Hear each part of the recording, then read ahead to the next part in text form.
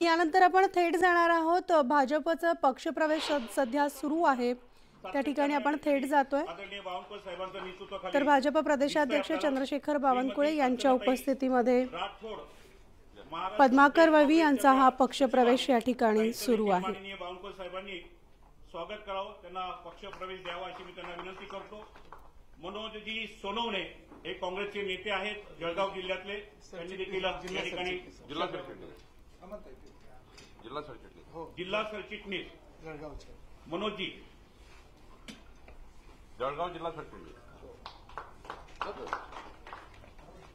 चंपालाल जीवनजी चव्हाण हे उपसरपंच आहे, लंगडी भवानी नंदुरबारचे। त्यांनी माननीय बावनकुळे आणि याविषयी आपण सविस्तर अपडेट जाणून घेणार आहोत आमचे प्रतिनिधी तुषार उपनवार यांच्याकडून। तुषार, आपण पाहतोय एकीकडे राहुल गांधी, काँग्रेसचे राहुल गांधी महाराष्ट्रात आहेत, भारत जोडो न्याय यात्रेसाठी ते महाराष्ट्रामध्ये दाखल झालेत आणि दुसरीकडे काँग्रेसला एक मोठा धक्का मिळालाय, तो म्हणजे पद्माकर वळवींचा भाजप पक्षप्रवेश आता नुकताच पार पडलाय।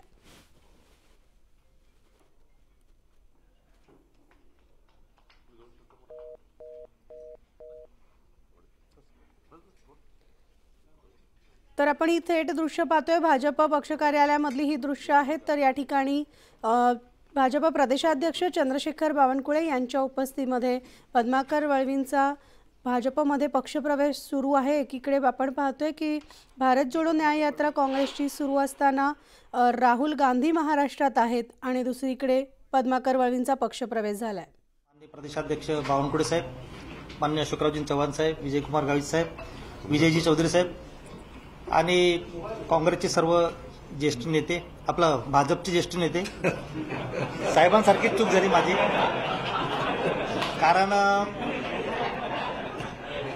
मी आदिवासी सामान्य कुटुंबातून पुढे येऊन आदिवासी संघटनेमार्फत सामाजिक कार्य केलं आणि सभापती म्हणून काम केलंय, आमदार म्हणून काम केलं, मंत्री म्हणून काम केलं आणि मी आता महाराष्ट्र प्रदेश काँग्रेस कमिटीचा उपाध्यक्ष सुद्धा होतो।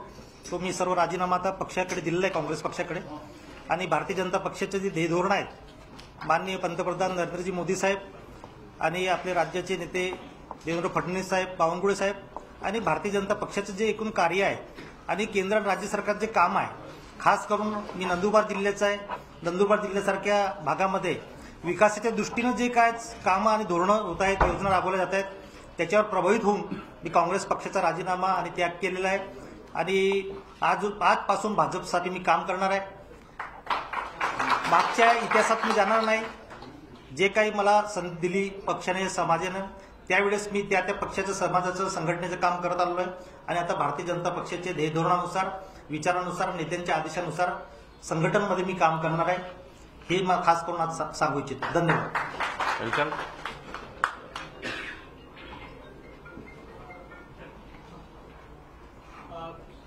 अशोक चव्हाण साहेबांच्या नंतर काँग्रेसमधल्या नेत्यांचा कुठेतरी प्रवेश होणार असं तुम्ही सांगितलं होतं, मात्र ती मालिका कुठेतरी खंडित झाली होती, ती मालिका आता परत सुरू होती वेळवींच्या निमित्तानं असं आपण म्हणू शकतो, कारण तुम्ही असं म्हणाल होता की काँग्रेसमधले अनेक नेते आता भाजपमध्ये प्रवेश करतील।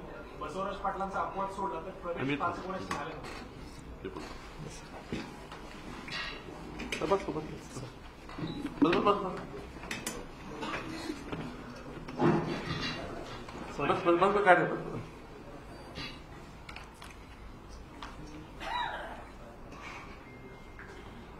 या प्रवेशाकरता, पक्षप्रवेशाकरता उपस्थित राज्याचे माजी मुख्यमंत्री आणि खासदार अशोकराव चव्हाण साहेब,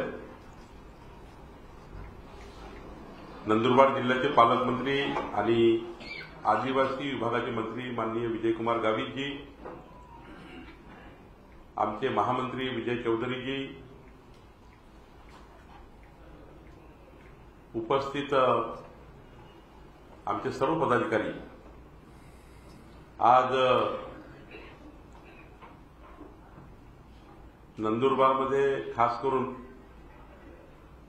15 वर्ष आमदार, मंत्री आणि ज्यांना आदिवासी समाजामध्ये ज्यांनी आपलं संपूर्ण आयुष्य आणि काँग्रेस पक्षामध्ये आणि काँग्रेस पक्षामध्ये सक्रिय सहभाग ज्यांचा होता आणि महाराष्ट्राचे नेते म्हणून, आदिवासी समाजाचे नेते म्हणून पद्माकर वडवीजी यांनी काम बघितलं, पण आज त्यांनी